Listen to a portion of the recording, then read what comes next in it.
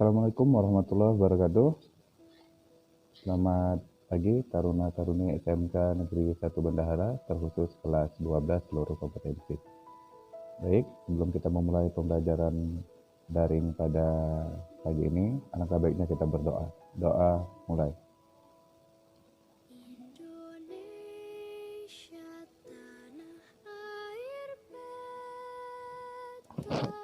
Doa selesai. Taruna-taruni SMK Negeri 1 Bendahara yang saya banggakan, pada pertemuan sebelumnya kita sudah membahas materi KD 3.1 dan 3.2, 4.1 dan 4.2 yang terkait dengan surat lamaran pekerjaan. Terima kasih untuk kalian yang sudah mengumpul tugas pembelajaran terkait dengan KD tersebut.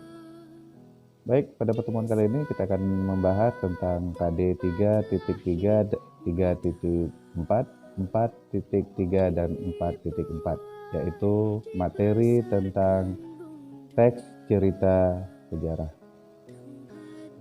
Dalam materi kali ini ada beberapa indikator yang harus kalian kuasai terkait dengan sejarah Indonesia dalam bentuk karya sastra. Yang pertama, pemahaman teks cerita sejarah. Yang kedua, informasi dan unsur pembangun teks cerita sejarah. Yang ketiga, nilai-nilai dalam teks cerita sejarah. Yang keempat, ciri-ciri kebahasaan teks cerita sejarah. Dan yang terakhir, penyusunan teks cerita sejarah. Jadi kalau kita buat sebagai peta konsepnya, dalam pemahaman kamu terhadap teks cerita sejarah, yang pertama kamu harus mengetahui dulu apa itu teks cerita sejarah. Yang kedua, ciri-cirinya. Yang ketiga, jenisnya. Yang keempat, strukturnya. Dan yang terakhir adalah fungsi teks cerita sejarah. Baik, yang pertama kita akan membicarakan tentang apa sih itu teks cerita sejarah. Teks cerita sejarah adalah naskah cerita atau narasi rekaan yang mengandung unsur-unsur sejarah. Jadi, dalam teks cerita sejarah ada beberapa unsur nyata, misalnya tokoh, nama tempat, dan peristiwa. Itu harus ada dalam teks cerita sejarah. Namun, ada juga dalam teks cerita sejarah yang sifatnya rekaan atau yang dikenal dengan karya fiksi. Misalnya mitos asal-usul suatu negeri, mitos kedatangan sebuah agama, dan mitos alegori, dan lain sebagainya.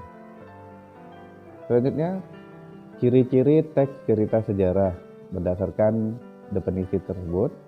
Ciri-ciri itu dapat kita klasifikasikan. Yang pertama, harus menampilkan latar masa lalu.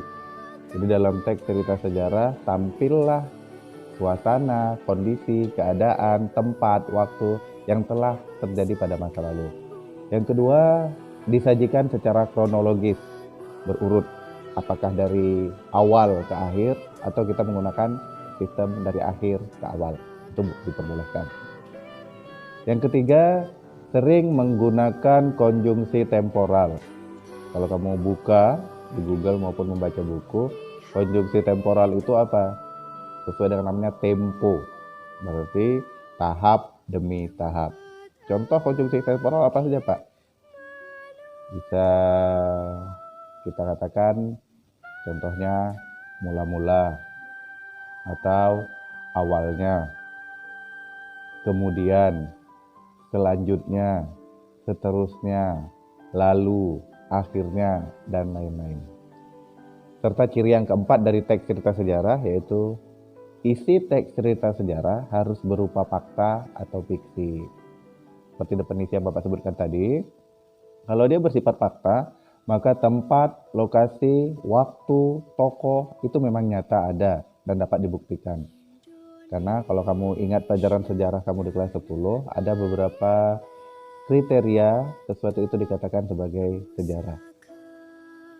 Kalau seandainya cerita sejarah tersebut dikatakan masuk ke dalam kategori fiksi, maka ini tergantung kepada hayalan dari penulis cerita sejarah tersebut.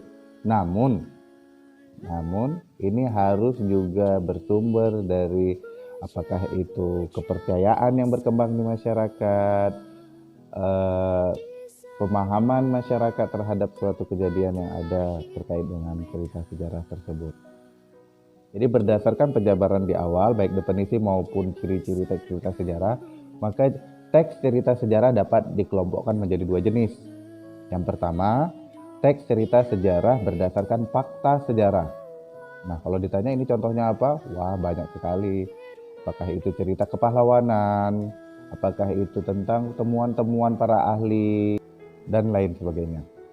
Nah, yang kedua, jenis dari teks cerita sejarah yaitu teks cerita sejarah fiksi, yaitu teks cerita sejarah yang bersifat hayalan. Contoh, dari masa kecil kamu mungkin sudah pernah dengar cerita asal mula Danau Toba, atau seperti kita di Tamiang ada yang kisah Lindung Bulan, atau yang lebih spesifik lagi yang dekat dengan wilayah sekolah kita yaitu adanya Bukit Kerang yang ada di Kampung Mesir. Nah, itu beberapa contoh teks cerita sejarah fiksi. Barulah kita masuk terkait dengan tugas belajar di rumah kamu yang sudah saya berikan kepada kamu lewat WhatsApp grup kita, yaitu tolong kamu tuliskan struktur teks cerita sejarah. Nah, sekarang buka kembali catatan kamu, kita koreksi bersama. Pada dasarnya, struktur teks cerita sejarah itu ada 6.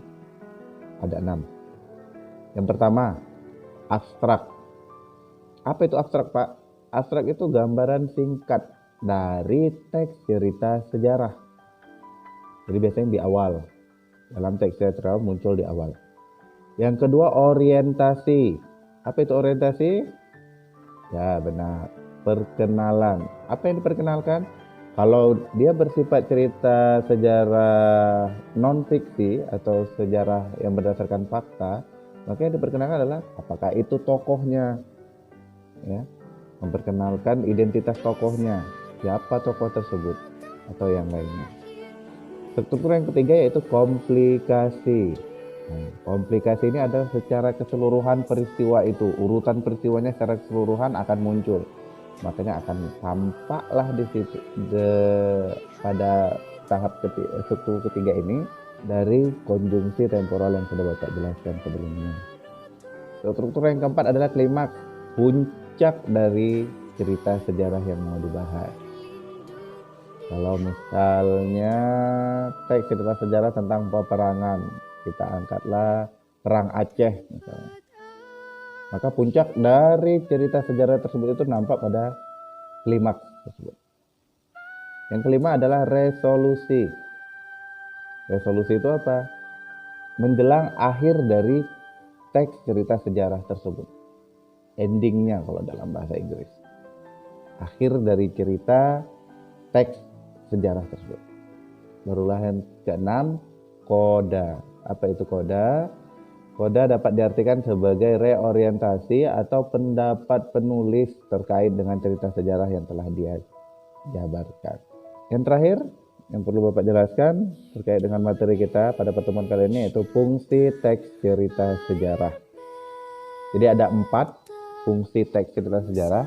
Yang pertama sebagai hiburan yang dikenal dengan rekreatif. Yang kedua sebagai media memunculkan ide atau imajinasi seseorang atau sebagai sumber dasar dari seseorang untuk menghasilkan yang lain yang dikenal dengan istilah inspiratif.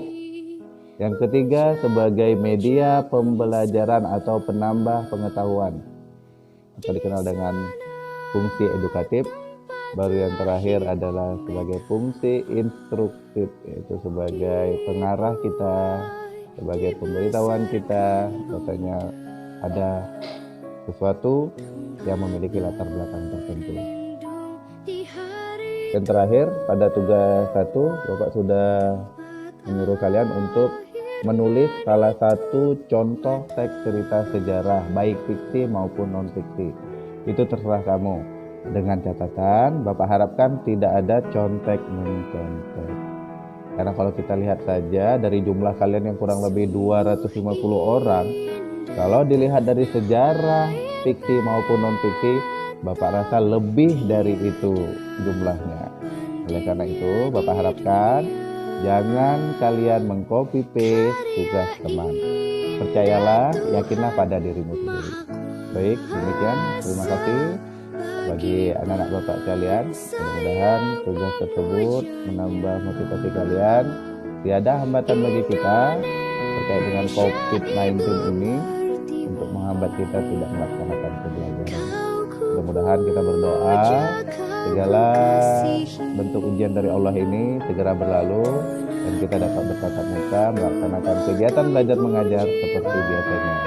Yakinlah tiada doa yang akan tidak diijabah oleh Allah apabila doa tersebut kita lakukan dengan setulus hati. Demikian, mohon maaf atas kesalahan dan kekurangan. Kita tutup dengan kembali membaca doa lapas hamdalah alhamdulillahirabbil alamin. Assalamualaikum warahmatullahi wabarakatuh.